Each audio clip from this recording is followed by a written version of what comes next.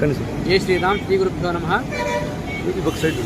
మా కుటుంబము గత 150 ఏళ్ళుగా శ్రీ దుర్గాంజనేయ స్వామి దేవస్థానంలో అర్చకత్వం చేస్తూ అక్కడే చూస్తున్నాం. మేము ఇప్పుడు మా కుటుంబం పైన మరియు మా మతం పైన, మధ్వాచార్య మతం పైన కొందరు వ్యక్తులు తీవ్రమైన ఆరోపణలు చేస్తూ చాలా విచిత్రంగా ప్రజాస్వామ్యంలో ప్రజలు చెప్పే పూజ చేయాలి, స్ట్రైట్ కెమెరా చూడండి, ఆ గుళ్ళల్లో ఆగమశాస్త్రాలు ఉండకూడదని చెప్పేసి వాళ్ళు అంటున్నారు.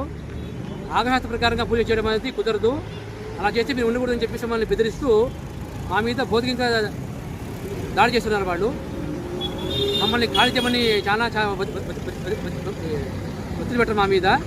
మేము వాళ్ళ మాట వినేసరికి వాళ్ళు కొందరు వ్యక్తులతో కూడుకొని, అతని పేరు మంగళ ఆదినారాయణ అని చెప్పేసి, అతను బీసీ సంఘం రాష్ట్ర డైరెక్టర్. అతను కొందరు వ్యక్తులతో కూడుకొని మా మీద భౌతికంగా దాడి చేసి మా ఇంటి వాకిల్ని బద్దలు కొట్టి ఇంట్లోకి వచ్చి మమ్మల్ని కొట్టడానికి వచ్చారు. సకాలంలో పోలీసు రావడం వల్ల మేము ఆ రోజు ప్రాణాపాయం నుంచి తప్పించుకున్నాము. మళ్ళీ నిన్న కూడా మళ్ళీ సీఏ కోరుట్ల గారి ఆధ్వర్యంలో మమ్మల్ని బెదిరించే కార్యక్రమం చేశారు.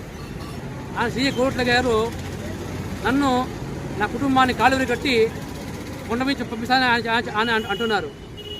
ఈ విధంగా మమ్మల్ని అటు పోలీసులు వాళ్ళు, ఇటు రాజకీయ నాయకులకు కూడిన వ్యక్తులు తీవ్రంగా బెదిరిస్తూ నన్ను, ఆ కుటుంబాన్ని ఆ కొండ దిబ్బకి బెదిరిస్తున్నారు.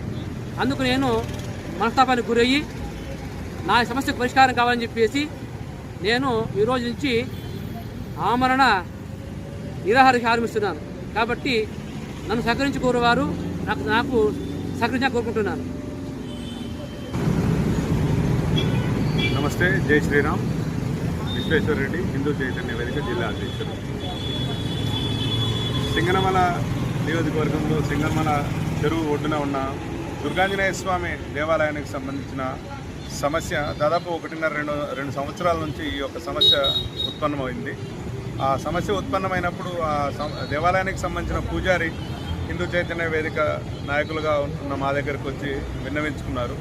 దేవాలయాన్ని కాపాడాలని చెప్పేసి వారు రిక్వెస్ట్ చేస్తే మేము ఆ దేవాలయాన్ని సందర్శించడం జరిగింది.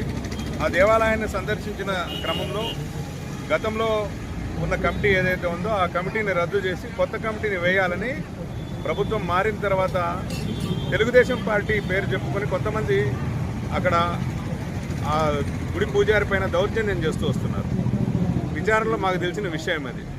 ఒకవేళ నిజంగానే ఆ ప్రాంతం యొక్క ఎమ్మెల్యే కానీ, లేకపోతే ఆ ఎమ్మెల్యే గారి వాళ్ళ తల్లిగారు కానీ ఈ యొక్క ఇష్యూలో ఉంటే కనుక